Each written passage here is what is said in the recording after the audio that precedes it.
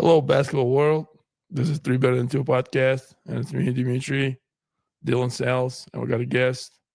Try to get him for a while. He's always busy, always meeting. DJ Morris. Good seeing you. What have you been up to lately? Like you said, a lot of meetings, playing basketball again, and just trying to get this company going. Nice. You were one of the first guys that I saw when I came to Chicago and I moved to Chicago. You were a player then. But yeah, we worked out first and then slowly grow into coaching and training. Tell me about your journey as a player. Started playing basketball, I think about 5th grade, in grade school. And then I played, and that's kind of when I fell in love with it. I had really good friends, and I played at Transfiguration in Wakanda. Still friends with those guys today. So it was a really cool team. Matt Mooney actually played with us too. And he played here. Let's see. I went there, and then I played Illinois Magic, AAU. And then I went to 7th grade, played at Wakanda. And then I moved to Tennessee, and I played there, played an AAU team there. My mom actually started an AAU club, which is kind of Middle Tennessee Hoops. And her dream was like build this huge basketball facility because she knew I wanted to go into coaching. So I was like 13. I already knew I wanted to be a coach and a trainer. I got obsessed with like all like the Gannon Baker basketball and all the better basketball videos.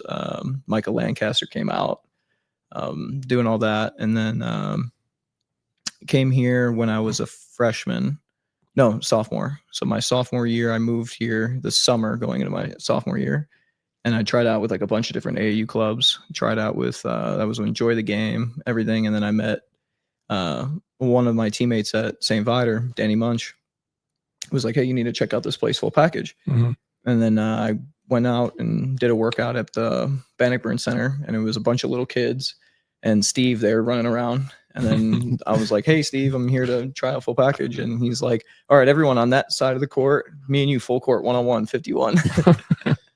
And we were working out, and then I beat him on a buzzer beater half court shot. He punched me in the stomach right after, and it was like, okay, this is where I'm playing. And then I think was it that summer that you came, or? Well, I believe I came in 2010 summer, and then I left to Indiana, and I came back later that fall. So I would say I did see you a little bit in 2010, but the mostly was 2011. That's what I feel like 2011 I spent the most time with you. That's when you started like training me, and I was working out with you, and then I would like do the training practices with you. Yeah. And then that was like good because I was able to like learn from you as a coach, and then like do training with you, and then also, get better. That was fun. Yeah. What was next after Viator? I know you have a few good winning seasons, and I went to saw you play a few times. What was after? Yeah, so went to Viator, and obviously I played here at Full Package. So I started on the 2nd or 3rd team. Dom was my coach, and I played for Dom. I'm sorry to hear that. Shout out Dom. But Dom was actually great. Dom just gave me the ball. I was like, do whatever you want. It was fun. It was really good time. But then Steve would put me on, like, I'd play on the 16s, 17s. I'd play in a bunch of teams, and that was really fun. And then I worked my way up in training. I think that junior year, your summer, when you were like, we were really here, I locked in, and I think I would spend like from 9 a.m. until like 5, 6 p.m. here at the warehouse. And I just lived here, and Steve would make me do the strength workout like 4 times a day. He'd be like, DJ, do the strength workout. Yeah. And then it was like, hey, these new kids came in, DJ, do it again with them. Do it again. That's how it goes. Yeah. And then I think what I got a lot better was like you were playing, we had Matt Volgrich, all those guys that eventually all played Division I, like really good players and pro players. And we get to like mix in those workouts. So just even being able to play in those high level games made me jump. Like, so when I went back to high school, it was like completely different. Right. When you're trying to go up for a layup against Dmitry, and you're trying to go up layup against like a high school kid, it's a lot different. So I think that year, and then I played on the top team here. That year we had a really, really talented team. We won our only real claim to fame that year was we beat all the top teams in Illinois, and then we won the Gym Rats tournament. I know Walker still talks about it. Except we would lose to Fred VanVleet every time we played them at prime time. I think we lost like 4 times to them, and all the points were like under 30. It was like 30-28 every time we played them because Fred just stalled and held the ball and scored every time. He broke my left hand on Fred too. Shout out Fred, thanks for that. Good job. What was after the school? I know you were thinking to go to play college. I think it was between walk-on Florida State, and there's few schools that you have been thinking, but then what happened? Yeah, I had I think my senior year, well, it kind of like started with the injury. Like I broke the left hand that AAU season. I broke my right ankle twice. I broke it in AAU. Then at the end of my senior year, I went up for that tip dunk against Highland Park, came down on my ankle, broke it again. And then after that, then I had a hairline fracture in my ribs, broke my nose twice, stitches, mono, and I missed like 1 game. And I think at the end of the year, I was just tired of being in pain. And I had some of those looks, and I know I'd talked to Eastern too, and Eastern said that they would take me. And I think at that point I was just kind of done with basketball. And then I really wanted to get into training. So I went to North Central. North Central had been recruiting me for a while, and I went there for a trimester, and I just was like, I just don't really want to play anymore. Yeah. And then that's when, the split happened, and went to doing this full time. And then I really stopped playing basketball for almost 2 years. Like I really didn't even touch a ball for 2 years. I was doing the bodybuilding and lifting. And then I think you guys just tricked me into playing basketball again. Well, I'll try to keep recruiting you in the Orthodox tournaments. And I give it credit. I mean, I talk about it all the time. Is like I wouldn't have continued to play basketball if it wasn't for Dmitry and Monte and you guys. Like you guys got me back into playing with the church. We were playing with the church league, and then just started finding joy again playing, and then playing pickup, and then playing in the Orthodox league. Like winning those big tournaments again. Yeah, it was a good. It's like here, TJ play against Pastor Mike. You're really gonna love basketball again. I promise you. Like you feel good. You build your confidence here. And then tell us about your pro career, because you end up going overseas, England and Croatia, right? So I mean, from 18 to I think like 24 or 23, I really didn't do anything. Like it was like no basketball, and then I just started playing leagues again. And then I started with the Orthodox League, and then that fed into me doing I did the trip to China with Cornbread, and then Mike DeNuno got me with a guy, Mike, gosh, I can't pronounce his last name right now, but Mike, he does trips in China with like pro tours. And he was like, while you're out there, why don't you play? So I did some workouts, and then he was like, yeah, why don't you do the tour? And I got to play with Carl Landry. Yeah, I remember that. Yeah, and then, I mean, just such a fun experience, like going out there and playing. And again, I got hurt, of course, but I played 3 games, and it kind of sparked my love again for it. And after that, I was like, I really want to play. And then kind of switched my head from being a coach back to a player, and was looking for anything to play in, leagues, Lifetime, LA Fitness, anything I could play in. Yeah. And that led me to reaching out to Jimmy Markham in London. And he's like, well, you can go back to college here, and then you can start playing and then see where that takes you. So he hooked me up with a couple schools, and I was going to go to a school there, and then it was Middlesex, and it didn't kind of work out. And he's like, well, I know another school, West London, their basketball team's not good, but if you come out here, you can play in the NBL. And he's like, and I'll coach you. So I went to that school. We were in like the lowest division, which honestly, again, great for my confidence. Yeah, right. I think it was like keep cooking people. Yeah, like one game, I think in our playoff game. 5 masterminds. Yeah, like literally, yeah. We scored, it was like 90-4 one game we won. And then like we played another game. I ended up not even playing that game. I was like coaching. I had a really good coach there too. And I went to I think in one game I scored like 75 of our 78 points. We played in the playoffs. Nice. Yeah, it was great. And then I played in the NBL, and then that was kind of funny. I played like 3 games with them. We went right into the season, and we lost our first 3 games. Yeah. And then I got a phone call from Steve, and he was like, DJ, if you can't win there, your pro career is probably over. You might as well just come back here and work for me. And I was like, got it. So I went to our coach, and I was like, Coach, let me run practice for a week or two. And we just did all defense because we were giving up like 90 points in that league. No way. And we did all defense for like 2-3 weeks. And so you start running practices for the team you were playing on. Yeah. And it was just all defense, help side, closeout drills, basic defense drills. Yeah. And we started averaging giving up like 70, 75 points a game. And we won our last 7 or 8 games of the season, and we made playoffs. And then we played the best team, and that didn't go well for us. No more Pastor Mikes. Yeah. And then, so then the next year I went back, did the same thing, and played the same school and same NBL. But now we went from being like last place in the league to being in the first seed. And we were in the first place, and then COVID happened. And I got lucky. I was actually flying back to play in the Orthodox tournament. And then as I was flying, they shut the border down. Right. So then I got stuck here. Stuck there. Mm-hmm.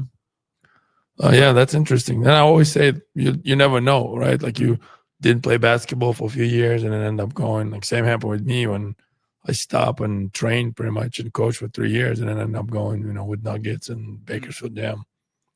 Shout out right there. Yeah, Bakersfield. I guess I'm always interested how you very attention like to details, right? You're very, I don't want to say paranoid, but just very locked in on the little things and in players. Tell me where that come from.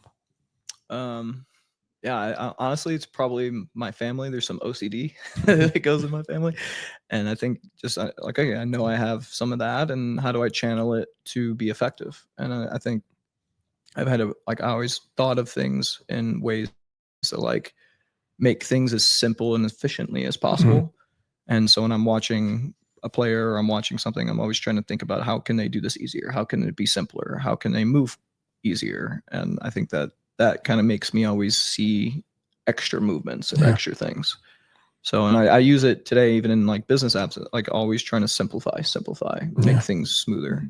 Gotcha. The other thing that it's interesting to me, like myself or Coach Dylan, we really kind of like coaching and the team stuff, but some people like you are really interested in the training and like personal and like player development. So it always interesting, like the psychology behind it, or why do you think you prefer that or choose that? Or maybe it's not, maybe just how I see it. Yeah. I think I have an interest in all of it. But I think I definitely gear towards more like dealing with the player, and the player development side. And I think for me, again, I naturally like to help people. Like I like to serve people. And I think sometimes in the team setting, I struggle with like sometimes what's best for the individual is not really what's best for the team. And then I start getting conflict because I want to help the player. And then I don't like where I'm at. And then I'm kind of fighting this in between myself, instead of like when I'm just helping the player, it's easy. Then I just focus on helping that player and how do I make them solutions. And I feel more who I am in that process. It's like maybe because you struggle with like the love for basketball and like being hurt, and you kind of hurt yourself or in a process, and then now you're like trying to figure out how people not to get on the same spot, so you almost didn't have a good experience with like even your body, or like overworking, breaking down too much. And so then I feel like maybe that's, playing a role in it. But I'll give you an example. Like there can be a practice going, and then you would see somebody struggle, and you will like find that person, and you would be locked in on that person until you fix it while like the practice is going. So again, it's, like there's a Bible verse about 99 ships and one, and like you would always find that one ship to help, which is interesting to me. Again, like for example, I would always like is a group, and if somebody individual struggling with it, you got to move on until you have a time or place for it. but like I envy that you wouldn't move on until you help that person, because for that day, for that person, that might be, I'm not saying lifesaver, but life changer, right? So again, I'm looking at it different, and it's always interesting for people who does that different. So it's always pretty cool to like work with people who see things differently in a good way. I think it's been really interesting. Like I think in the last year, well, especially even like I feel like I've found a really good group of it this fall. I think you're always evolving, right? Like I think again, like going back to my simplicity, I'm trying to make the practices very simple and easy to follow to where like the kids can work on, because I want the kids to think, and I don't want to be in the way of me having to tell them a lot. And how do I just make the systems and everything, teach them the things so the practice shows them what to do, and then they'll start doing the right things. And then I'm trying to do specific cadences and words and things that kind of help them go through it. And then when I do that, then the practice runs, and then that allows me to, the group is going, and then I can focus on the players. I always give example of like Midwit Theory. You know what it is? So it's like a bell curve upside down. No, just the bell curve, right? So on like the left side, if you pretty much not intelligent, right? Like you would come to some certain conclusion, and then you go, when you're intelligent, you come to a different conclusion. But when you're very intelligent, you come to the same conclusion when you're not. Like lifting, you go heavy, you eat enough, you rest, right? And then you go people who intelligent, it's a statistic, it's a proven fact, right? People who like bros, it's a fact, right? But then there's the people in between who think about protein windows and time of the day and this pre-workouts and this vitamins. So they overthinking stuff. So again, like for basketball players, like you said, if it's a simple, I would say to be a really good shooter, you got to be dumb enough for every shot to be a good shot. So then I'm with you about a simplicity of decision versus overthinking, versus like you got to be so intelligent that you manipulate your thinking, right? Which not that many people are there. Like there's only a few in the league. So how do you get that to a player?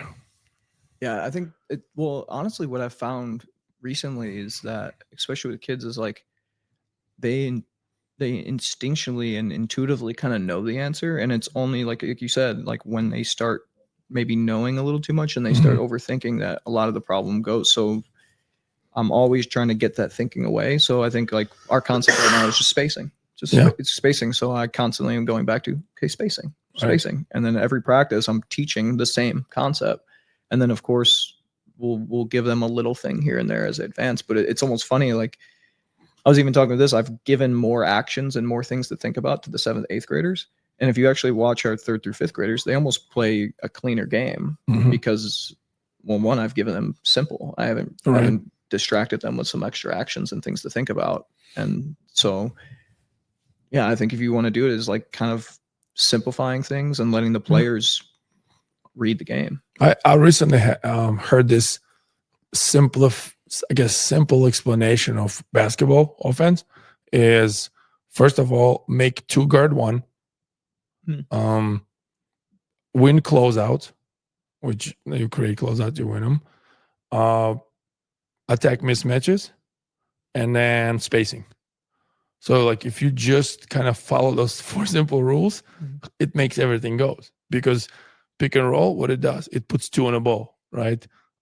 Kick out, what it does, it creates closeout, right? A post up big on guard, or guard pulling out big, it's a mismatch, right?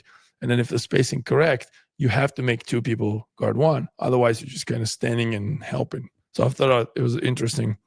Very simple, clean kind of explanation. But I love that you got to the place where you want simplicity. Same with language, with verbiage, like how do you say something during a game with 1 word or 1 phrase that players would understand what's happening, right? So instead of like, oh, they 2-3 zone, we need to screen out and then get middle, or it's like, hey, just do this, or this is it. So then it's simple, but it's very effective, I think I sent you that. I can't remember the chess player's name, but I sent you that chess player. Yeah. That's tactics. I read about it. It's pretty interesting. Yeah, his tactics are the same. It's like you focus on like instead of worrying about the end at like the end result, all you focus on is what's your next right move, and what's, if you follow your system, like you said, 2-on-1 spacing. The rest of his was like protect your pieces, Right. and like move every piece. So then his answers become simpler, and it leads to the outcomes he wants. Yeah. And I think it goes through, like what I'm trying to do with their character too is like you're working on the skill development and the gameplay, but you're working on who they are as people. And if you're constantly emphasizing like, okay, hard work, constantly emphasizing being a good teammate, well, you're doing those things because you're hoping that the outcomes eventually will be the things that you want. So I think again, it's like if you like, it's integrity. And I think sometimes people get all crazy everywhere with it, but if you simplify it, and it helps you what your next steps are. Yeah. You got anything? Not going on what you guys were talking about, but another thing that I appreciate about you, DJ, is like everywhere you go, you really like indulge and like respect the culture. So like when I went to visit you in Croatia, like you were just like explaining everything about like what the people of Croatia do, and like you like adapted your life to that. And then when you go to China, like I saw the pictures of you guys doing like national Chinese things and stuff like that, and you're just like really obsessed with kung fu in the mornings, right? Is that what like you just you're just obsessed with like culture and like connecting with people at where they're at. And then when you train some of the people that have like different European parents, like you're like, oh well, they act like they respond like this because that's what they kind of do. Where does that kind of come from? And am I off on that, or is that kind of? No, I appreciate that. I think where does it come from? Yeah, I know. Well, I think you're trying to always learn about things, and I think I'm always trying to test where I am in my thinking with people, and just because I feel a certain way doesn't mean that I'm right, or it doesn't mean my perspective on something is correct. So I think it's funny. I actually get in conflicts with Steve on this a lot, because he'll be talking to me about a situation, and I'll put myself in the person's shoes who's there, and then I'll start arguing with him as that person. Like, and he's like, "Wait, are you devil's advocate?" Yeah, and I think it's just I start to feel like I want to feel how they feel in the situation, so I have a better understanding for them, and maybe I'll learn something out of that. Maybe I was wrong in my position, and then sometimes it's just like, okay, I know the situation's still right, but I understand why that comes from. And I think the culture part is, it's always just exciting for me to just experience something new and test like is the way we live in America the right way? Is it the way we live in Europe the right way? Maybe it's the way they do in China is right. And I always go in that mindset, and then I'm trying to learn, and then I take a piece back. Like from the China trip, I think the biggest thing, like we did the tea ceremony, and just the a sense of community there. Oh, it's unbelievable. Like they like people actually think about other people. Yeah, well, because you live like all the time, not small not city. sometimes. It's 20 million people, small city, so you have to interact with people all the time. So they have all these community things built. So I think I got a sense of community back, and then mindfulness, kind of like you're basically like when they did the tea ceremony, every movement had a purpose, and it was like spiritual because of it. Right. So I think you can come back, and everything you do, like when you're serving a kid, or even just like eating or taking event, like of just appreciating the moments and being present. I recently read the article about how like the modern world take away community, and everybody wants to be independent and live alone and in a house and a land, but like it took away a village, and then we all say like you grew up, you probably have people around you, right? Yeah. You grew up, you're like the relatives, the people, the neighbors, like who's babysitting kids? Like, oh, just go to our neighbor, just be there for tonight, So it's like it's never was a problem. And how there's a saying that it takes a village, and like we took the village away, just with all modern stuff and a phone and like separation, and that's why like the depression, all that in a rise now. It's the people made to be with other people, and that's why I'm glad we are doing what we're doing, because team sports kind of have a little bit piece of that you can't do stuff without it. And basketball is one of those sports where just because you're good, it doesn't get you anywhere. Like, what do you do with your team? Right. How do you involve your teammates? What a process like, so since we're kind of into it, tell me more about, like, you talk about practice, and you mentioned practice and games. How do you balance a player development versus, let's say, team concepts within the practice, right? Let's say players should have on their own working, but let's say they only do multiple sports and they only do a certain amount of time. How would you balance, as a coach, a player development versus team development within a practice concept? Yes, I mean, I think I used to do this first. I think I went skill first, and then I went gameplay second. And I think I'm kind of switching the opposite now of like, I want them to understand the rules of the game and the spacing of the game, and then simplify things, and then the skills are able to develop, and they'll understand why the skill is important now. If I go right to ball handling, or if I go right to shooting, like, why am I working on this, or why am I working on this left hand? But if I like put them in the spots, and then they kind of like understand the spacing, and it's like, okay, they can't do a layup great, perfect, but if they know how to get there, and then it's like, okay, well, now the game shows you the skills you need to work on.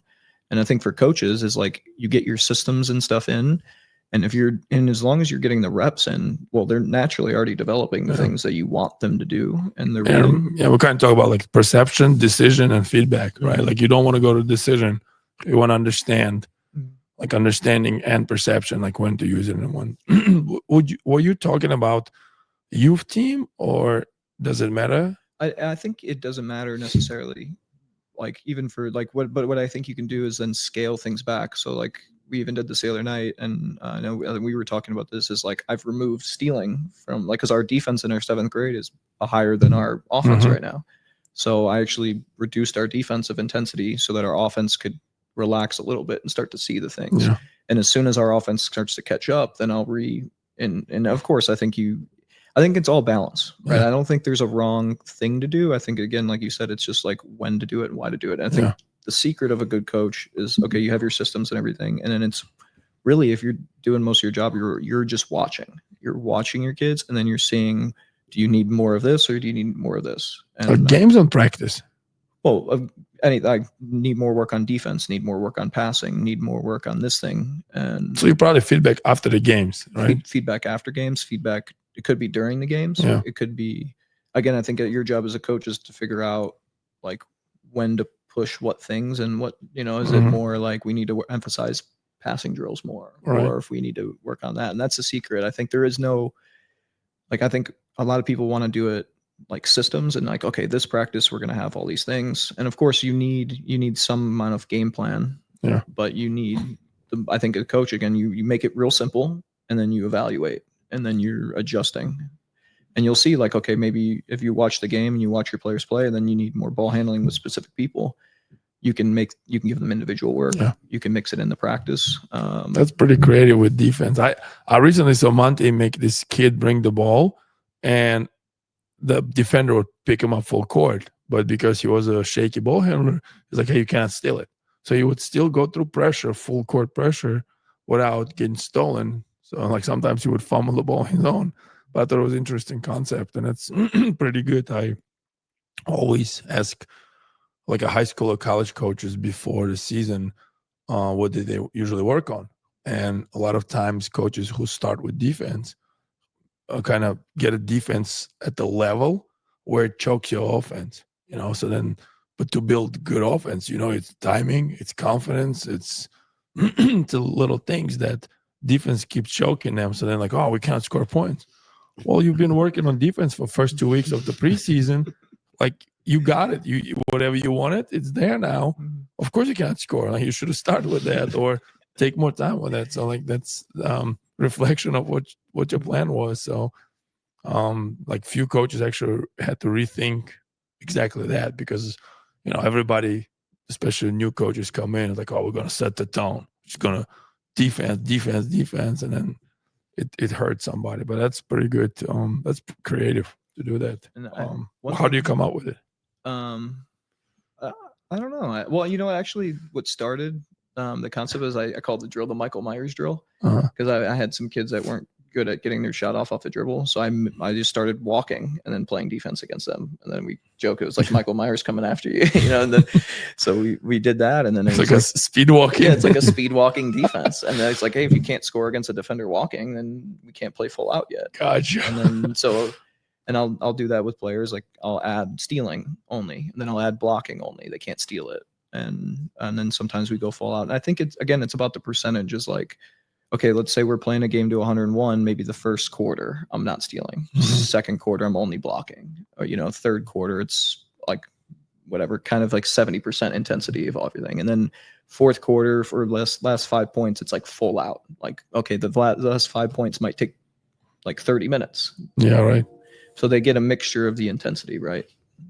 And I think that's important in a game practice too, right? Depending on what you're working on. Yeah, that's true. And I like sorry if I cut you off. Steve like talks about those long games. Yeah. Well, those games, if you play to 161, you can't play super intense defense right. the whole time. Not all the time, right? But there are moments in there where there is like last 10 possessions of the game. It might be really intense. But I think sometimes for a long game, and then I think sometimes shorten the games for more high intensity offense. So I think if you find your right balance of what your team needs, do they need more offensive reps? Do they need more intense reps? Yeah, no, I'm with you. I've been advocating for, because everybody, especially in the pros, and they're like, oh, we need to develop our offense. But then you go 4 possession max. So then you're stopping all the time. Then it's a mental conditioning too. Like, how do you not stop and play? So then, like, what do we do? Oh, do you ever play like long games? Because they're all going to have fun with it. Like you're going to find players who might not be as good or might be great playmakers, but because they in a position where they don't want to make mistakes or then maybe not skill enough, you're going to lose those guys and you're going to put them in the boxes without that. So it's interesting. Like I had some conversation about long versus short games, and I love short games too, because sometimes we play to 4, which is pretty much 2 baskets, right? That's like the end of the game. You got to get stops. You got to shoot right shots. Right people shoot right shots.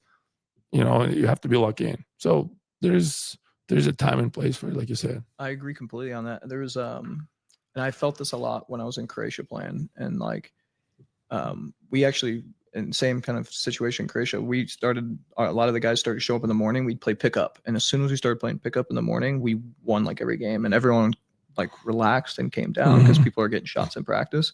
When we were struggling, I would talk to the coach and talk to the guys. It'd be like, we shoot 2 game shots in practice because you're doing like 3 possession stop or 1 possession stop. And I also noticed because of that, when the shot goes up, that was it. Like the coach would be like, okay, like shot goes up, it's no live ball because we're working on offense. Right. But then we get to games, no one's boxing out because we're conditioned to stop playing. Or how the people get rebounds and run out.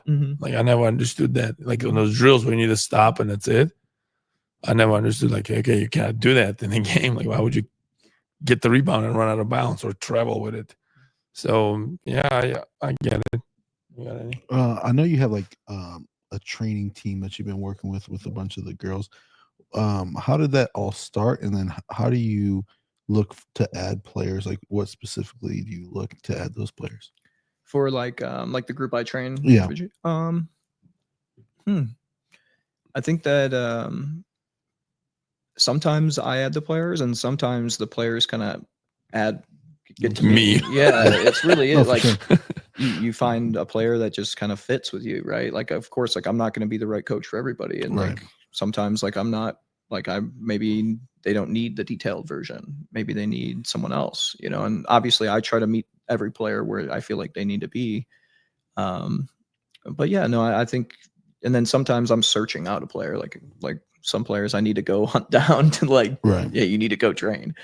But yeah, Nikki Dvorak. Nikki, she's been doing really good. I've been really happy with her. She's great. I talked to all of them. They trained yesterday, and really happy with where they've gone through. And it's interesting as you watch. Sometimes there's ups and downs with it, and ups and downs with them, emotionally and mentally, and wanting to train and not wanting to train. Right. I think as a coach, I think your job is to be a consistent person for them. And I think if you're like up too emotional, it can mess somebody up. But I think if you're kind of consistent, I've seen this a lot. Like if someone's spinning, if I'm very calm, and they're spinning, eventually they start meeting where I am. But if I start spinning with them, then it just goes crazy. Calm down. Yeah. Calm down. 'Cause Stop crying. It's like they'll recognize in their self that they're being too far out of, because the situation will be Right. Yeah. We've all been there. Yeah. So Let me ask a few questions about you. So the first thing, like just to understand you better, what movie character or cartoon character or book character you would associate yourself with? movie character. I mean, the character I always liked when I was a kid, I mean, I still like, is Wolverine. I think you wear the Wolverine t-shirt. I do. That's It's beat up and all. I recently coached in it too. I know, it's awesome. But I know I love Wolverine just because he's relentless. I think that's a word I like to keep, and just that you're constantly going to keep moving forward no matter what happens. And I think that for me was always big, especially just how I grew up. It was like something happens and it's like, okay, you can stop or you can keep going. Yeah, that's pretty cool. Who are the coaches who influence your maybe vision? I would say as a coach, right? As a coach, like, do you study somebody, college, NBA, like in any basketball? Do you have any influence or trainers? Well, I mean, I think you guys have all been influences me and the people around me. Like, I've taken stuff from all of you guys, like Right. you, Dylan, Steve, the people that I'm around. I'm always like Monte, like the people that I'm watching all the time, and even like the coaches that I'm that are here. Like I watch things that they do. Like Jim Russo, I watch things like the Two Claps. Like I think there's things that people at the Foot Fighters, it's like but it's interesting. Like even like a drill like that is just a drill. If you watch all our kids, like how excited they are and how much energy he brings, and Connected. they get connected. And I think obviously I think NBA, I mean, I've always been studying. I think the one I probably spent the most would probably be like Greg Popovich. And I think what I liked about him and well, actually Phil Jackson. I think those two players, coaches I was really interested in more, like in Phil Jackson's and his like approach with players. And like, just the psychology of locker room. And I was never really interested in like, okay, the X and O's to me, like that stuff, but like how he approached situations with players. And like in Phil Jackson, I really liked, like in one of his books he wrote, like sometimes the answer is to do nothing. Like if you don't know what like the answer is, if you just wait and watch and evaluate and kind of give you time. And sometimes sometimes just waiting is the answer. Like sometimes that's the Zen. Exactly. Yeah. That's the Phil Jackson Zen. And I think how Greg Popovich built relationships with players and things like that. So, and then FIBA, there's a lot of FIBA coaches. I like, if you're watching actions, I like watching that. But you see, then that's interesting. Again, like your approach is to coaching is not from planning or seeing, seeing actions or anything. But your first approach is how do you treat players and how do you control locker room and the relationship. So again, it just says something with your connection with players. With that being said, if right now, if you can be assistant coach to anyone or like assistant trainer, what would it be? Who would you work with?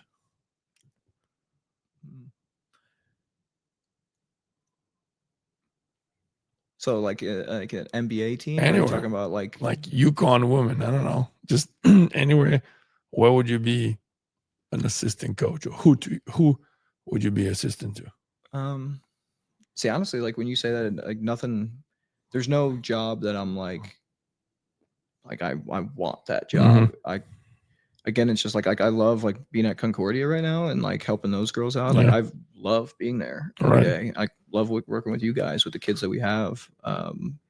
Again, like what I love working at any of the levels. Yeah, I don't think there was like hey, there's a dream job. It's like to me, working with like if I was working at the Bulls or if I was working at Concordia, to me, it's the same job. You making your job be a dream job wherever you are. Yeah, I love it. Yeah, Dylan, where would you be assistant to?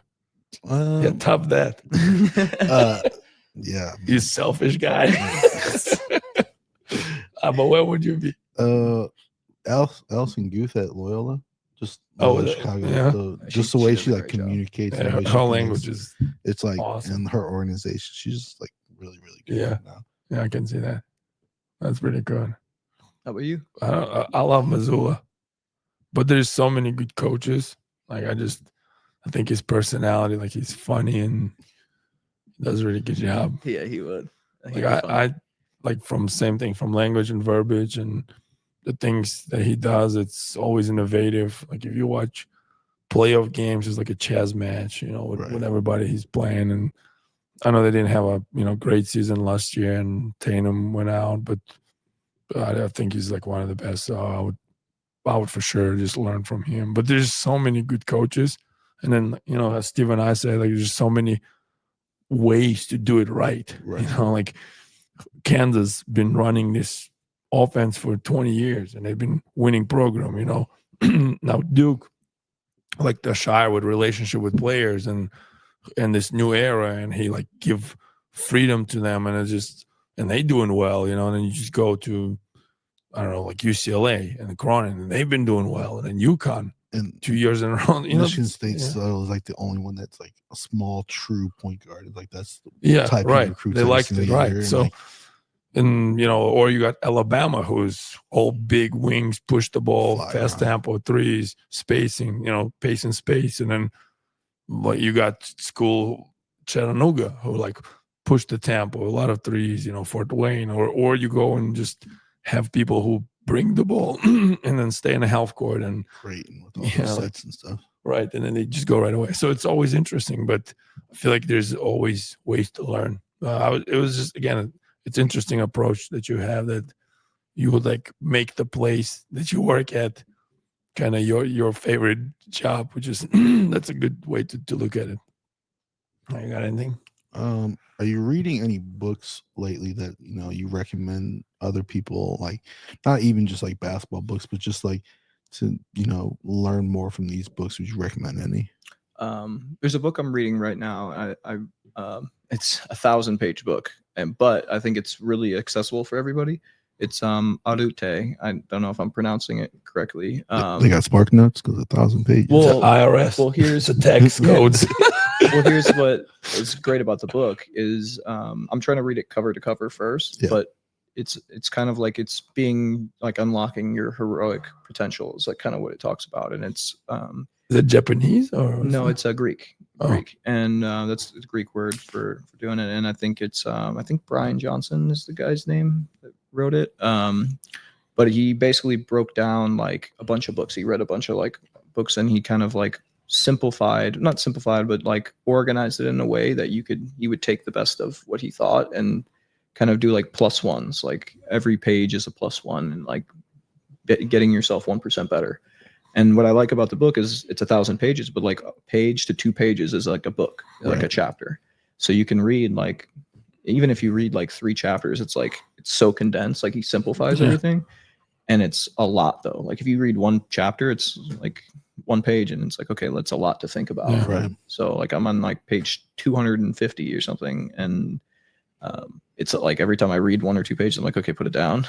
You got to think about it. Got to think about it, But I like it too because if you're dealing with something in your life, you can go through the index and like go to it, and there's a chapter usually on it, and it's like, okay, read the chapter and think about it. So yeah, great book. Oh, is there any chapters on oil change? Oh, change it. No, that go on YouTube. No, I got you. All right.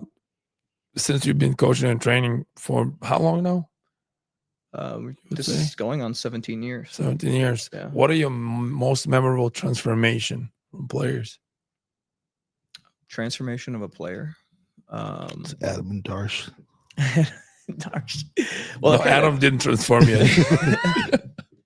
Shout out to Adam. You're gonna watch this later. Well, like, okay. I mean, a cool story is actually bringing up Adam is I met a guy named Abdul, who actually I just played in that tournament. He invited me in, and he was at Wheeling. Didn't even play on the high school basketball team. I just met him at like an export, and while I was there, and I wasn't even playing basketball at the time.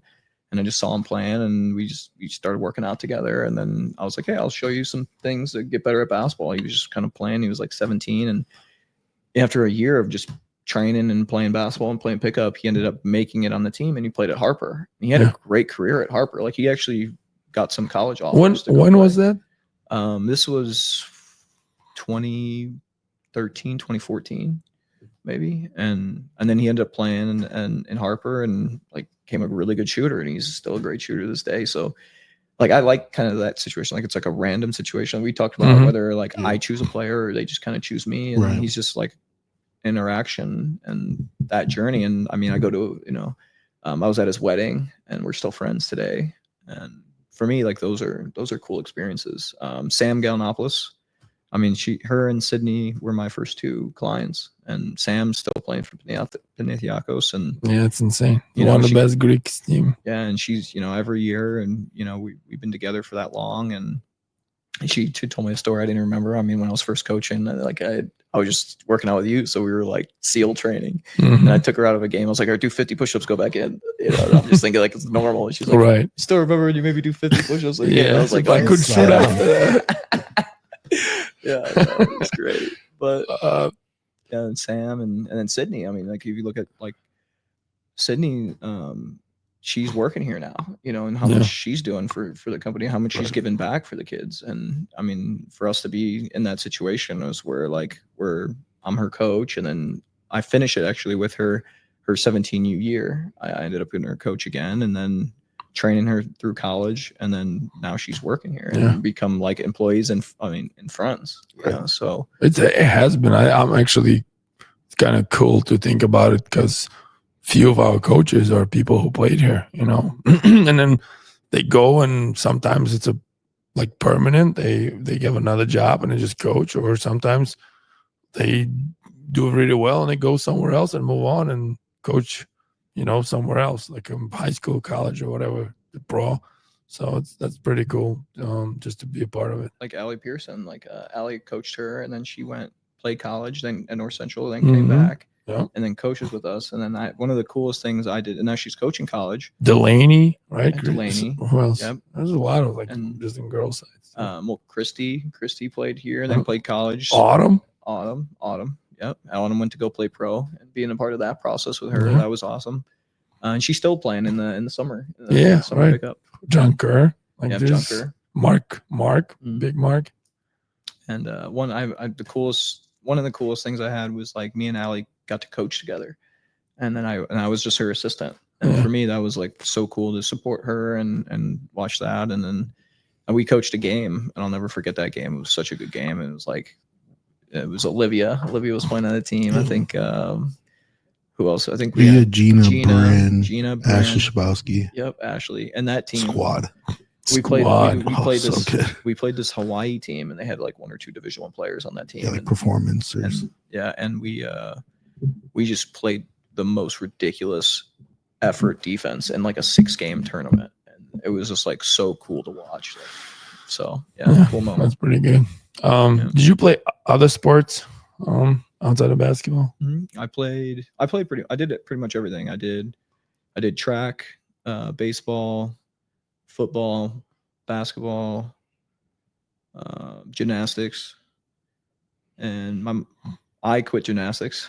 Horse riding. Yeah. What else you got? Well, my mom was a horse rider. Oh, I thought she made you do. Well, I did ride horse. There you go. But not. Taekwondo. I got my black belt in Taekwondo. Boxing, kickboxing, did some MMA stuff. I was talking. I'm doing it last night. I was doing some of the movements again, and I was thinking like part of my athleticism, I think, came from doing the Taekwondo and gymnastics when I was little. Like I had a 25-inch vertical, I think, in 5th grade. And I'm thinking, like, what did I do? And it was just like jumping and kicking and that explosiveness and those movements and that flexibility that you get. And it was all, like, if you think about it now, going back to it's all fascia movement. No, I was about to ask you, like, what can you take from other sports to do the basketball? And you started answering the question. That's awesome. We're on the same page. Look at Let's go. What else? Yeah, and gymnastics is just like the strength and the hand strength. But then I stopped. I mostly then focused on basketball about 7th, 8th grade, and I played football for a year in high school, and then went back to basketball.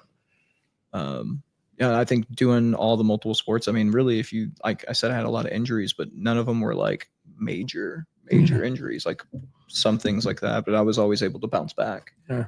And I think that helped. And I got hurt the most when I was just playing basketball. Yeah. And lifting. Since we're talking about that too, what do you think? Can you like get burned out with competitive juice? Like when kids start too early, too much? And if you can, like, what do you do to not do that? Yeah. Well, yeah, I think that they're talking about like how much your nervous system can actually handle, and how much, like you said, like your competitive Juice. bandwidth, like how much do you have? And I think that's going to be different for every person. I think that's something for kind of like things to experiment with. There's also like, does your bandwidth increase? Like by doing all that things, like if you're the same with like lifting, it's like mental lifting and nervous system lifting. I think there's like if you're lifting just the right amount, that you will get stronger. But if you lift too much or run too much, it becomes negative. Yeah. So I think that's also I think your bandwidth. Like, I mean, we talk about it's like coaching stamina. Like we coach 10 or 12 games on a weekend. The first weekend, you are just out of it. But like if you've done it now for 2-3 weeks, you built your stamina with it. You can coach 13 games now. Coach 13 games now, or at least like you're fresher. By the 8th or 9th game, usually you'd be like, okay, I'm tapped out. But now you're a little clearer. So I think there is like that bandwidth that you get, like a conditioning, like a mental conditioning and a bandwidth conditioning. So I don't know. Yeah. I would feel like when kids start too early, at some point, like this competitive juice kind of burns out a little bit. So then you don't separate what's important and what's not, right? If you're playing 4 games a weekend, every weekend, and then losing and winning becomes like no motivation, because it's another weekend, it's another weekend, it's another weekend. So then it's like it doesn't, I guess you don't have a fear of losing no more, right? Or you don't have that love for winning no more. So then it becomes a routine. And when it becomes a routine, like you pay less attention to details. You're not locked in, you're not like motivated. There's some players who say, oh, I'm in a gym all the time, but then they do form slow shooting for 2 hours. So it just burns you out. Like, yeah, it's good you're there, but what are you really doing? So then it's just like this competitiveness kind of gets out of you because you're just doing so much. Like you said, like, can you get that bandwidth bigger to fit it in, or are you just like going through motion, right? And then so we say, like with lifting, right? You always have to increase intensity. It doesn't have to be weight all the time, but it has to be a timing, a superset, a breathing, a speed of, like the locking. Like people who've been doing it for a long time understand how to concentrate on a muscles versus pushing a weight. So like for me, for example, I don't need 4 or 5 sets to get my muscles kind of burned out, right? So I know how to do it with 1 or 2, right? So then again, like what do you do? What do you suggest to do for kids who just kind of end up being in the routine, who thinks they're going hard, who thinks they're working, but really they overworking and they just stuck in a Play-Doh? Yeah, I mean, it's a lot. That was a lot to unpack there. I think if you go into it, if we're talking about, let's just go to the end of like, okay, a workout, I think there's volume and intensity, right? And you're kind of always going back. Like sometimes more volume is important. Sometimes intensity is important. Sometimes, like, I think as you know your body and you understand it, you know when to push yourself. And obviously you want to, if you're going to efficiency, you want to get as most done with the least amount of things so you can recover faster, so you can get back to it quicker. Right. It allows you to get more reps without the negative part. Right. If you go too far, you burn out and you get injuries. And that's what I learned later in my life, is like I didn't need, sometimes I just thought about, like I looked back at some of my workouts and I was doing 90 sets. And I'm like, why do I need 90 sets? I was done after the first 10, and now, like, even as I'm older, I recover faster and I'm just as strong or stronger because of that. So I think for kids, I think if we're going to their the mental bandwidth part and the burnout part, well, I want to use the quote from Kobe, is like, he doesn't play for fear of failure or for like the winning. He plays to figure things out about himself. So I think like part of it is maybe the benefit of playing a lot of games is maybe you don't have as many kids with the performance anxiety. Because I know some kids that I train that have dealt with that. Like they can't perform in games because they have this anxiety of like their performance. But by playing more games, you kind of maybe you'll get more comfortable and you lose that. The downside is maybe you're a little too relaxed and you don't care if you win, so you don't have that tension. Well, at this point, if I finish the game, it's good, and if I win it, that's even better. Which I usually do. So, but yeah, right. So I think for I hear you. Like you looking at it from both perspective, and I actually agree. Like I wish when I was younger, I would play more games on a higher level per se. So then, like you said, that anxiety gets away of not performing well. That's good. That's a really good point. And so I think like with parents, I think it's like the secret sauce what I was talking about is like you need the puzzle piece where you're like you're the best player, you're the middle of the pack, and you're not. You're like you're fighting for or you're fighting for you're barely in it, right? And if you find that right puzzle piece, it's just the secret is how much of which one at what time. Yeah. When do you need to push them more, and when do you need to scale back? And that's kind of we always say like every player or coach has to go through it because then you understand psychology of everybody else on the team, and kind of like we said, like you can't do it alone. So in basketball, you gotta think about others. And I wanted to say one more thing. So like when I know I was a kid, like if I didn't have games, I would go play pickup. Like I was thinking about my freshman year schedule. I would train in the morning from like 5 in the morning. I had a coach who would pick me up and I would go train with him before school. Then my basketball coach was my first period, so he'd let me lift during gym class. Then I'd go to school and then I'd shoot during lunch. Then I'd go after school. We'd practice 3 to 5. Then I'd go eat, then go to the MAC and train 6 to 10. There was no then you had a gap with 5 years that you had to recover. Exactly. So I was doing too much, but like the thing was my competitive juice of for sure didn't get worn out. And I was thinking like for a kid like Modest, like you take him out of whatever, but he's gonna find a gym. Yes.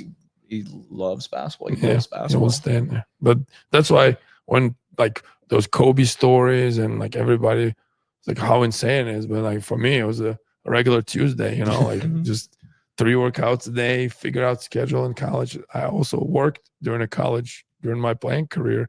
I worked in a library and tutoring center. So it was like for me, it was like, oh, it's a regular day, like when he was saying how he wakes up at 5 and do this. So like, I hear you, I'm there. But again, that's why when I start playing pro, I end up with patellar tendonitis and like other things. So I wish I would understand that balance, but again, like if you obsess about something, it's hard to. Nobody can tell you nothing, right? So you have to go through it, unfortunately. And that's where like you can't make a player want to do that kind of thing. Right. You can set the situations up and do that, but like no one was telling you not to. You weren't going to listen. Like I know for me, people were like, "Don't go work out." I was like, "All right, I'm gonna go work out." It's because I needed it, like mentally and emotionally. If I didn't work out, I started getting stressed out. I have a funny story with twins who was like crazy about it. And one time dad came to me and was like, Dmitry, you got to talk to Ro because he wakes up in like 5 a.m. and dribbles in the basement. And I say, all right. I said, well, I'll talk to him. Does he sleep well? I was like, yeah, I guess. I said, well, how does he perform? It's like, good. Like, well, is he getting better? I was like, yeah. Like, what about school? It's like anything. So like any negatives? Like, no, but he just like dribbles in the basement at 5 a.m. I say, I got you. I talked to him. I go to Rokas. I was like, Rokas, do you really wake up and dribble at 5 a.m.? He's like, yes. I was like, good job. So I went to dad. I was like, yeah, I talked to him. So like that, like it's hard. Like Jake Fegan, like how do you explain the guy not to work? Like what's the day off?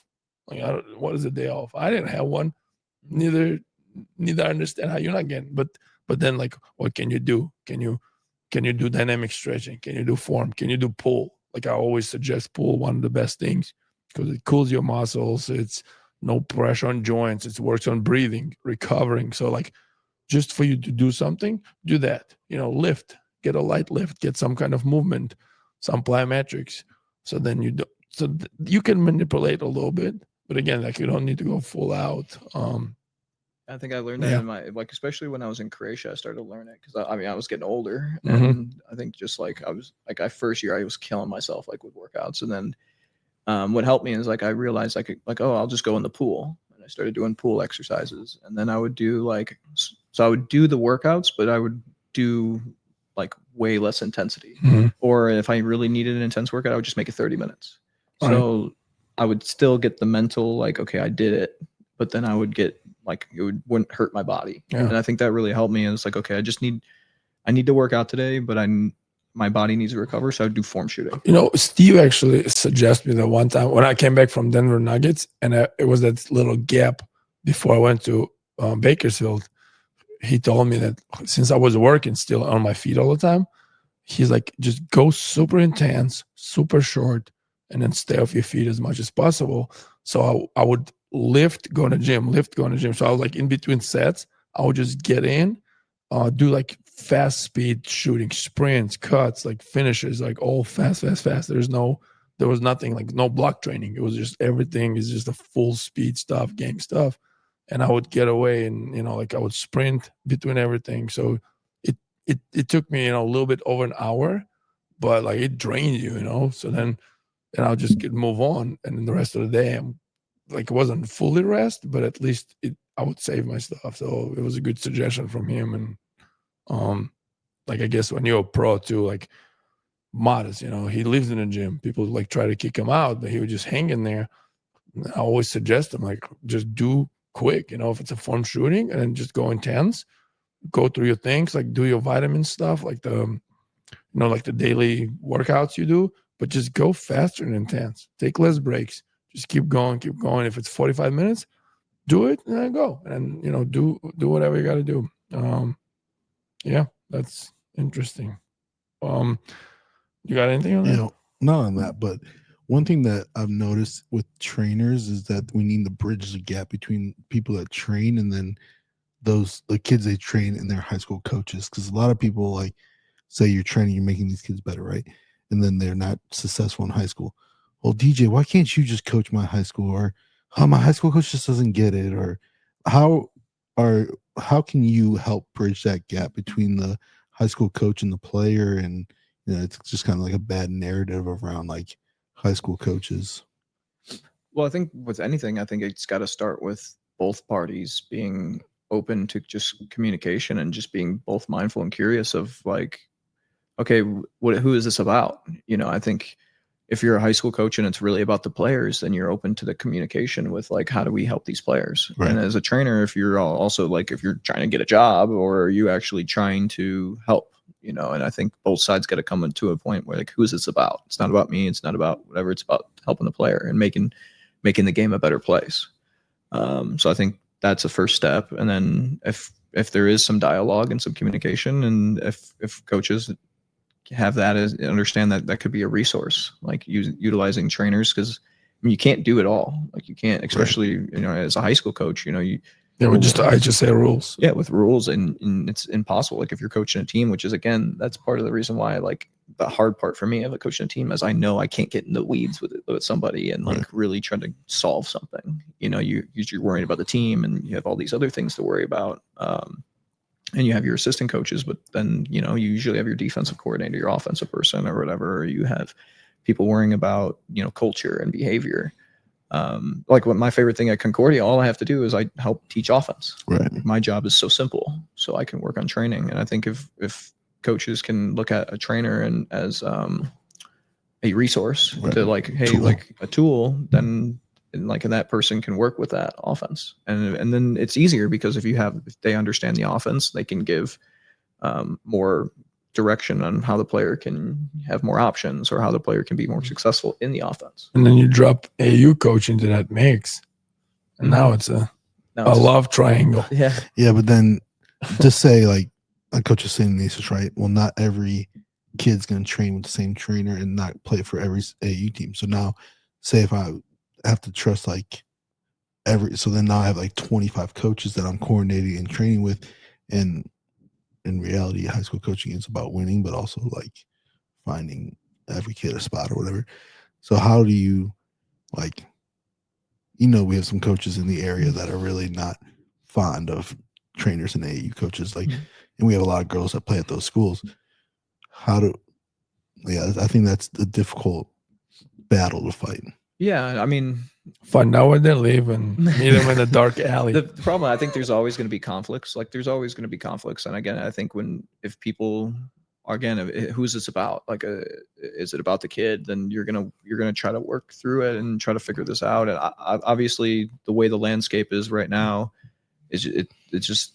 I mean, it's hard. Like you said, I think it's like a first question you should ask. Like, who is it about? Yeah. And if the coach, it just turns conversation in different direction. If the coach says like, no, it's about our program, then all right, we're understandable. And then if they say it's about player, so then, let's talk, let's have a conversation. And so I thought it was a pretty good directional question. I mean, obviously you can't influence who people are trained with, but I think if coaches worked more with certain trainers, maybe they would make it so like, hey, like this guy's doing really good stuff for our offense, and this is a tool we use. There's this trainer that we have in the school, and maybe instead of now 25 kids in their program are training with 25 trainers, maybe a majority of the kids are training with one or maybe two trainers, and so then you simplify. Like at least I know if I was a coach in high school, that's what I would think. I would want one or two trainers that I was connected with that were working with my kids on the things I can work with them on. Obviously, I'm not going to tell my kids like, hey, you have to train with them, but it would be like, hey, these guys I'm working with, and if you train with somebody else, okay, great. It's just another person you have to work with, but that's what I would think about it. Oh, that's good. What's your definition of a good coach? Good coach, I think it's about the players. Like if you're coaching and it's for you and showing how great you are, then I don't think you're a great coach. Okay, X's and O's or whatever, but a coach in general is to evaluate a person and try to help them get where they're trying to go. And I mean, a coach on a team, you're trying to get that team to get where they're trying to go. But a coach in soccer and a coach in whatever, a good coach, no matter where you are, a life coach or a personal training coach, is looking at a whole player and a whole person, and how do you help them get to where they can be their best self. Like a team, if you're coaching the team, how do you make the team the best version it could possibly be? Can a coach 0-25 be a good coach? What do you mean? Like 0 wins, 25 the losses? record is 0-25. Can they be a good coach?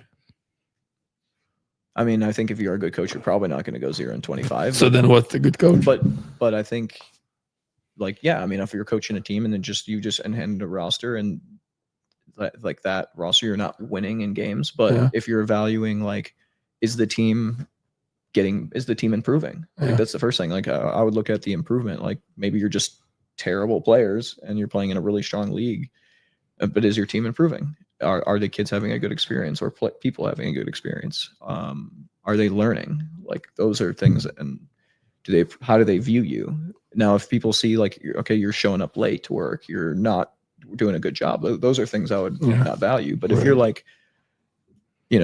if you put Joe Mazzulla on that team and they go 0-25 because he has 4-footers playing against 7-footers, is he still a good coach? To me, he'd still be a great coach. Right. I gave the analogy when I got this question was in the league that I coached in college, there's teams that had less resources than others. So obviously you have less scholarship money. It's gonna be really difficult to win in your league. Or I haven't talked about Carmel.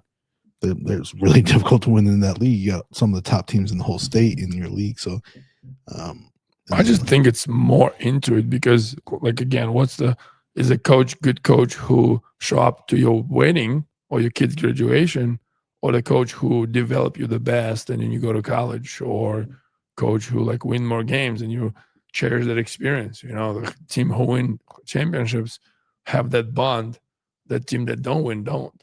So then teaching you how to win is a part of it, right? Like you said, it's good that you develop. And so I feel it's just so many things gone into it.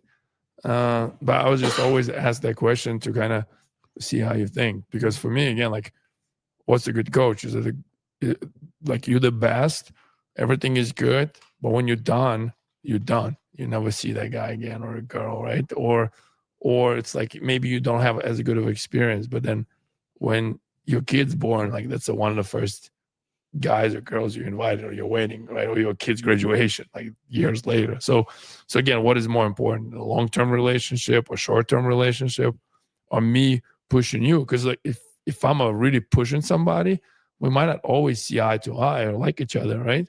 So like, is that a good coach who made impact on you that changed your whole life, even though that coach is not in it no more, you know? So I just always interesting how people interpret it. And also, I think it'd be interesting to ask some parents that are in like AU realm right now, what is a good coach? Because I know, like, I feel like I'm a decent coach, but some parents have made me the enemy because maybe I didn't play their kid as much. And I remember after my 15 year, I played against some people that were on that team 16 year, and we were on the same plane, and they wouldn't even like look at me, right? But like, I didn't do nothing negative. So it'd be interesting to ask parents, like, what is a good coach, and is a good coach only one that only plays your kid and gets the best out of your kid, or is it something more for the team? So that'd be an interesting question. Who recruit them and tell them how great they are. Right. Yeah, I think it's, again, like, I think we can talk all day about it. Yeah. It's such a deep topic, Right, and really it's a value. I think it's a multiple value system that you're kind of grading against, and obviously you want to do the best job with probably the least amount of collateral damage, and probably the most positive experience as possible. But like, I saw the video recently of like, what's the movie The Miracle, like the coach, like how you like won that, and it was like an amazing thing, and how he pushed his players, but also like just some intense moments that he pushed them as. And I think it's also like, some coaches, you got to be true to who you are too. Like every time I've tried to be that push person, it just didn't feel right with me, because I know how I push myself and stuff. So like, for me, it's more, I'm trying to like get the player where they want to be, and remove. I'm trying to remove obstacles. You pull them with you. Yeah, I'm trying to remove the obstacles so they can kind of go where they are. But to push them through the obstacle is not what I want to. I want to do. I got you. Let's do next. What do you think? Maybe something common in a basketball, some new things, and what changes may come? Can you repeat that? Like, are there any new things coming that we're not talking about in basketball? Like a new trend, or like what kind of system style? Like, everybody complain about threes and no defense and stuff, but like, what do you think new things may come? Well, it's interesting. I mean, just watching the Rockets play, like if you look at like, and I think I was playing with this a couple of years ago, of like, because there's the one college team that does like no dribbling. Bellarmine. Yeah, and I was thinking, well, if you run a system like that, just get a bunch of guys that are 6'10", 7 foot, and you don't need a point guard. You just need passing, right? Like pass over, and then your defense is so long. And especially with guys now like Wemby in the league. Well, I mean, Thompson brings the ball, but then they play through Şengün because it's a hub. So like, you got a center as a hub. Like Jokic, like, do you really need a point guard? Exactly. Now, it was interesting watching the game too, because then like Alex Caruso was able to wear him down, I thought, because he would bring the ball up, and he had to handle the ball for the whole game, bringing the ball up the floor. Now, I think it's early, and they're going to start learning how to do more like screen action to release some of the pressure. But I think like in a 7-game series, having Şengün, like, is he going to have like be more conditioned by then, or like, are people just going to put? Well, I would say somebody else can bring it and then through, and then just get him. But OKC is smart. They put, like, they have Dort who beat up people. So they did that, the same scenario you're talking about last year to Jokic. Caruso guarded Jokic most in the series, and just like Game 7, Jokic was like so over it. Like, it was just so annoying. It kind of goes up like size over speed, conditioning, and strength. And like Alex, if you have a guy like vision over speed, vision over speed, you got it. And I've appreciated people that just make good decisions. Right. Like I notice as myself as a player, it's almost always the fastest player on the court. And I would start to look at like, why are all these people that are slower than me either as effective or more effective than me? And then it became a gap in my game. And it's just like, now I really appreciate vision first and making good decisions. And sometimes actually speed makes it so you make worse decisions, because you're getting to a place quicker than you can make evaluated decision. Sometimes like, oh my gosh, I forget the guy's name. The guy that played for Utah, he's retired. I think he's retired now. Andre Miller? That's your favorite guy ever. I'll remember, but Utah, give me more description. He was a really good shooter. Bogdanovich. He played for Utah. Bogdanovich, yeah. 44? Not Bogdan. The one with the bad hairline or the young the guy? older one. Yeah. 44. Yeah. He was really good off pick and rolls. Yeah. Because if he wasn't like a speed player, he would just use angles correctly, and he would have all this time to make good decisions, and he could make the decisions. Bogdanovich. Yeah. And watching, like, starting to study people that are slower, like, really helped me open to, like, what things they do well. So yeah, I mean, look at like Luka and Harden. Mhm. Right? We talk about how their deceleration is elite, but athletically they're not. But they have so much separation because they understand how to stop on a dot. Mhm.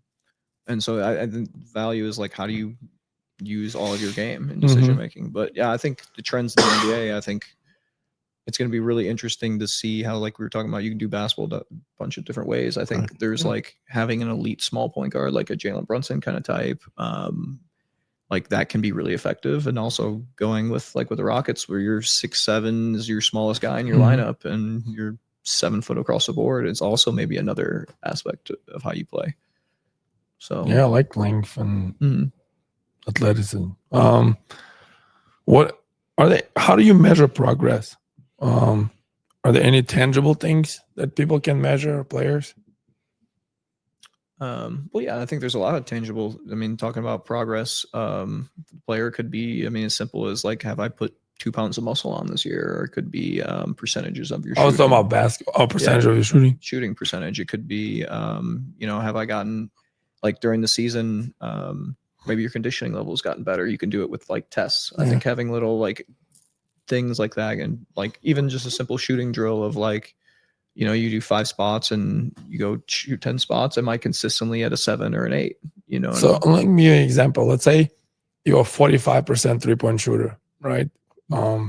People find out, they prepare for you. Now you go in a season, they guard you different. Now you're 42% 3-point shooter. Is that a progress? Well, if you say, I would say it's a null progress because you didn't adjust. So it could be a regression because of that. But people play you different, and now you have to, coach have to be creative to run stuff for you.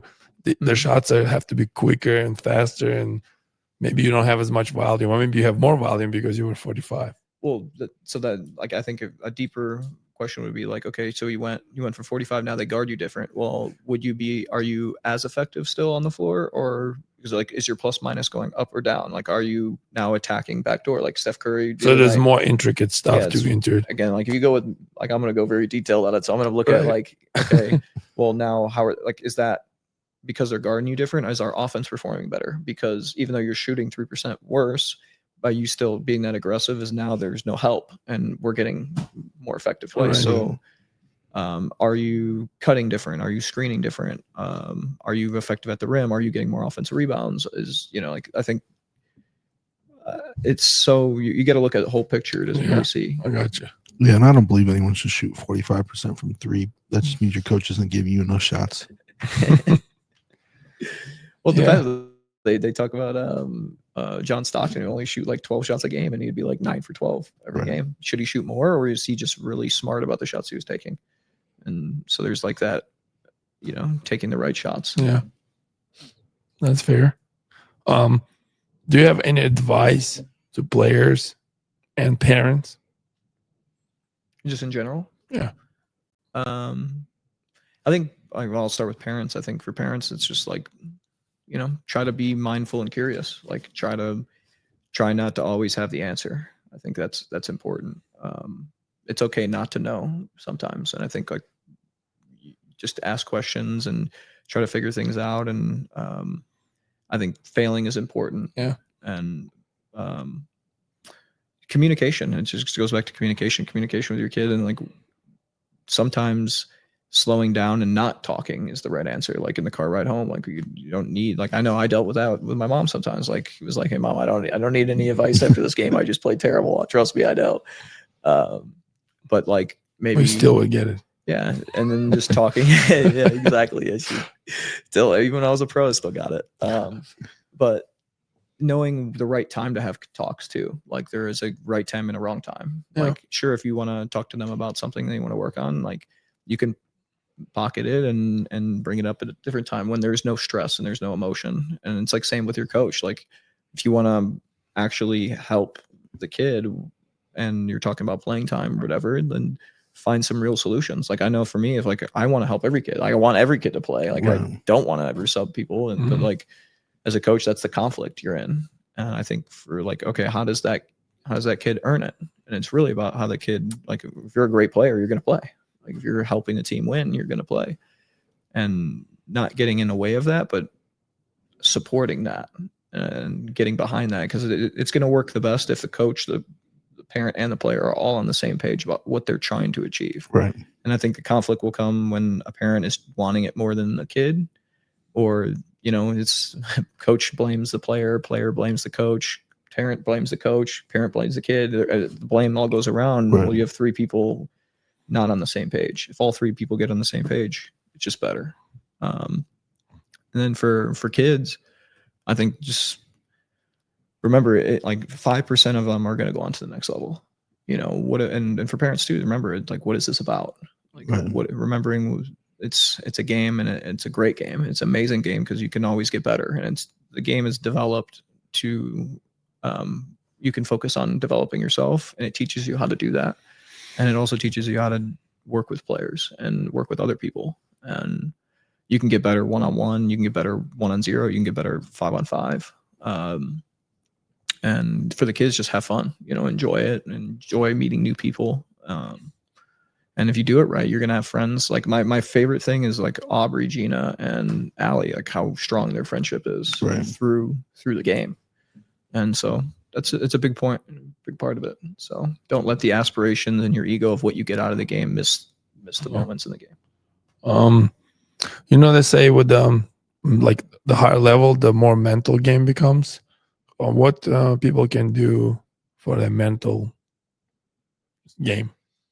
Yeah, no, it's interesting. I think in just development. I mean, if you're thinking about anything, if you wanted to get good at it, I use as an example like a video game. You pick a video game. Like, what's the first thing you do? Before you even do anything, you start playing the video game, and then you get stuck on a level or whatever, and so you go on YouTube now because everything's on YouTube. And you can go on and watch, or Twitch now, I think you can go watch the best players play the game, and just by watching the best players play the game, you pick some things up on it. Then if you really get into it, you can watch a guide or something. Someone wrote a guide on the level. Okay, so you study the guide and you go back and play the game. And then you recognize at a really high level that, you press the button, your fingers need to get a little faster. So then you work on that. But that's such a minor change compared to like the understanding and the anticipation of the game. So I think relating that to basketball, I think a lot of people spend the time on developing like their fingers getting faster instead of working on understanding situations. Because if you see quicker, if I move first and I understand first, I'm already faster. Doesn't matter how fast you are, I move first. So in basketball, is a small court. So if I have a 1 second or a half second advantage on you, it's such a big advantage. So I think for players, just watching film, watching the best players, understanding things. And I think as a kid, what I like to do, I just practice drawing situations out. And like coach would talk about the spacing, and I would draw spacing and play with what that would look like. And I try to do that mental mapping. It's like, okay, what would happen if I drive here?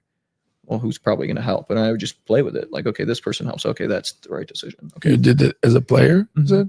Yeah. And it's a great analogy with the video game. And I think, because again, the way I think is like, if I don't know all the answers, sometimes I could get nervous or anxious on some of the stuff. So it helped me calm down in a game, especially because I was going so fast. I didn't have time to make decisions, right? So I needed to make sure I knew, if they did, I knew the answer. Now, obviously, as I can learn how to play slower as I'm getting older, I have more time and I can read things better and use fakes. But yeah, that really helped me. I can go into my pro league. I wrote every play out we ever had, and I wrote it from every position and then every counter that the defense would do, just so I knew what was going to happen. And then I'd watch film. I'd watch film, the same game 5 times. One time I'd watch just to watch the game. One time I'd watch just watching myself to see if like I had a skill. Like if I didn't shoot well that game, I would see why. Like I would be like, oh, I'm rushing my shot, or I'd watch the clips. Then I'd watch a second time would be on, or the third time would be like on my team. So I'd watch my team, and then I'd watch a fourth time. I'd watch from their perspective. So I'd watch the other team's defect, like, oh, what should they have done to stop that play, or what defensive things are they running? And then a fifth time, if I really needed to go back, I would go to one of those that I felt like I needed more, and then just watch some clips or something. So, Yeah, I was about to ask about the film, like how to teach people how to watch it, because a lot of people ball watching kind of, and then they missing out. Like for me, like I said, there was no videos except Better Basketball. That was kind of outdated now with their training philosophy. But I remember like I would download NBA games, and then I would watch same games multiple times, and then like I used to love Chicago with Scott Skiles, so I would like watch Ben Gordon and great team. Brewer and Dang, and it's just Kurt like Heinrich. Kurt Heinrich, Duhan, and just Bargo. Like I would just watch them. Chandler, Justin Chandler. yeah, and then Curry. So I would just watch Eddie Robinson. everybody position, like what position, what are they running. So I would get, because I didn't have that many games, so then I would just have to watch one game multiple times, and then I realized like that's how you should watch and study basketball, because you pick up different things different, like who's running in transition, where they go, like what's going on. So instead of ball, you would just watch multiple times, and then after recognizing patterns, now it's easier. Like I don't need to watch multiple times. I just understand the pattern, so I can kind of see what would happen. But what do you suggest to play, like players, right? Let's say I'm a high school player, and like what should I watch? My film, others, NBA games, other high school games. Like what would you suggest with a film? Well, I think the first thing I would watch would be my film. Like I would try to get the most understanding about what my coach's team or my team's philosophy is, so that because that's the thing you're doing right away, and that's going to translate the most. If you have a really good understanding of what you're trying to do, then your answers will be easier depending on what the other team does. So if they counter, well, it's okay. What is your philosophies? Is it spacing? Is it some kind of movement? Is it some kind of positioning? And the more you have an understanding, the more you can relax and make decisions. So I think your film, number one. And then, I mean, to me, I would watch the best in the world do it. So whatever, like I'd watch a team. So you watch my film then? Yeah, but your film, definitely. Battlegrounds in the Cage 101. What I like too is like I've always done this is I'd pick one or two players and I'd follow that player if they were like in similar situations. And actually, when I got older, even I'd started watching. I had more issues that weren't on the court, but it was how I dealt with things off the court. So I actually started watching players that were like in certain situations too, like how they dealt with media, how they dealt with failure. And I would watch them. Like one thing that I remember I was watching, it was like LeBron at the beginning of the year. I think like, was it 2 years ago now? I think he started like 0 for 26 and people were like from 3 or something. And they were like talking about how awful he is. He should retire. And then literally the next 2 weeks, he was like unbelievable from the floor and was like killing people. And like, he was awesome. And everyone was raving about it. So, and I would watch his press conferences when he was going through all that. And I would watch his after. And that was interesting perspective for me. So, what was the difference, if any?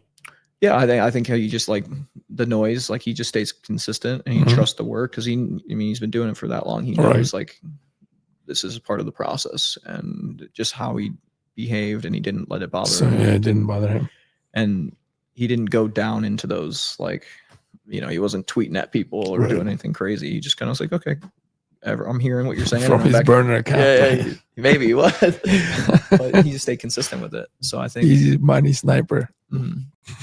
And yeah, I think for a lot of players, like I was talking about the chess thing, is you kind of find out what you think you need, and then you kind of watch similar situations, and like you can learn a lot in real time or in past time about how other people are dealing with it. Well, again, just if you recognize patterns, it makes your thinking and decision better and more efficient. Well, yeah, I think I talked about it last part. Like for me, I could never take anything too seriously because then that's when I would stress out or get too nervous or then only focus on the negatives. So for me, I would watch people who enjoy the game the most. Like Ronaldinho is my favorite athlete of all time. And like even like Shaq loved the game And he always had fights with Kobe because Kobe was working so hard, but Shaq was having so much fun in everything he did. So those are the people, like, if you stress yourself out too much by like overthinking or taking so seriously, I think look to see the successful people that have fun in the games. And then that's the people that I emulate in my I life. agree. That's how people wire different. Right. You know, like you said, what's work for you might not work for them. Some people 100%. have to be locked in on their own. Some people need that camaraderie and, like you said, having fun and just Yeah, you different. talked about like Vince and Modesty. Yeah, the and it's different, right? Mm. What do you think about that? Just to have a different approach, and how do you work together with that? Yeah, no, it's interesting. Like just how you watch your player for joy. Like I'm thinking about like all the time, and like especially I go back to my last season. I learned a lot in Croatia. Like it was like such a interesting environment, and interesting. I'm sure the word I would use. And like I try to look at the things I did wrong in situations, and like how an environment can really like I've never really had like crazy performance anxiety, and I would go to those games like stressed out. Right. Like my coach would joke at me before the game. He's like, "You look white," like pale, like white, and I'd be like, "Yeah," because I don't know what's gonna happen. Right. And that's why I said when I didn't know like what we were gonna do, I felt uneasy. Right. And I didn't know like, are we gonna blow up? Are we like people gonna go start screaming at each other? And I think yeah, it's interesting. Like if I would have watched maybe some other ways of like how people find joy in that, it would have been interesting for me. So right, because at the end of the day, it is a sport that you're supposed to have fun with. Mm-hmm. So if you overanalyze things, it gets you stressed out, and it's not fun at the end of the day. I just feel like it's really hard to continue to love. Yeah, it's amazing. I watched some players like they're able to go through like some of those situations and kind of brush it off, or like I always envied that because I would hold on to that. It was kind of like I think good for in the way that it pushed me to always do stuff, but then it was also the negative of like when you're in that bad environment, you're trying to get out of it. It's like hard situation. So, You got anything? No. Is there anything important that we didn't talk about? You think? Oh wait, I do have one. There you go. What is the definition of perfect basketball to you? Perfect basketball. I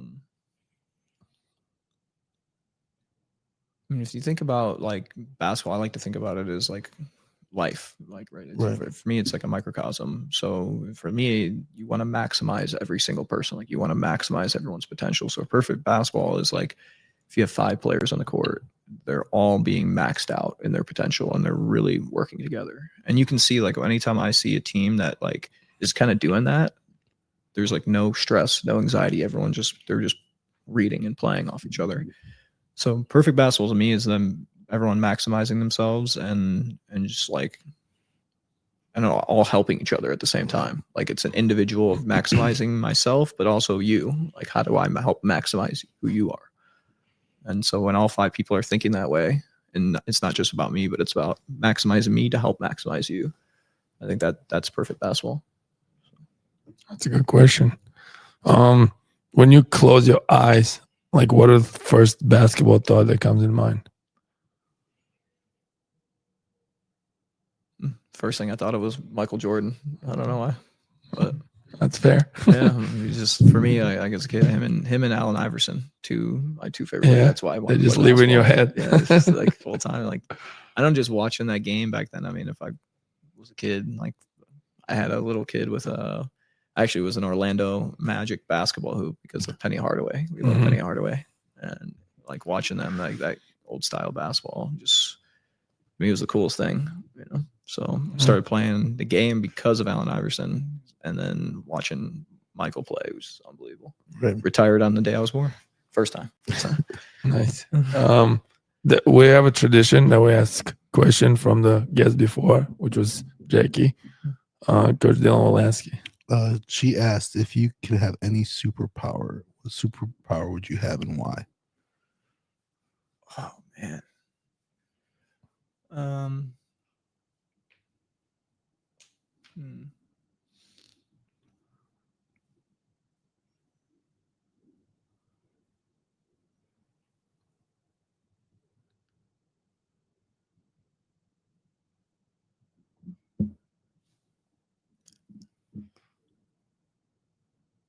think flying would be cool. Yeah.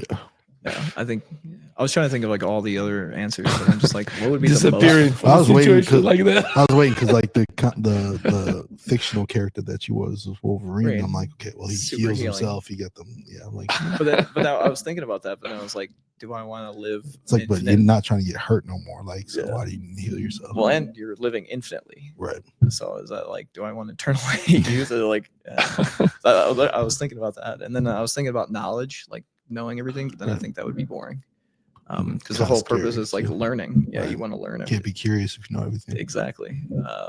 And I was like, well, I wouldn't want to do the most fun thing, and it was the most fun thing to me would be able to fly. Fly is awesome. Yeah. He was thinking to disappear after that long pause. I wish I could disappear right I now. was like, actually, stop time. All right, good. All right. Well, yeah. So we ask you to Leave a question. yeah, for leave the next. question for the next guest without knowing who that is.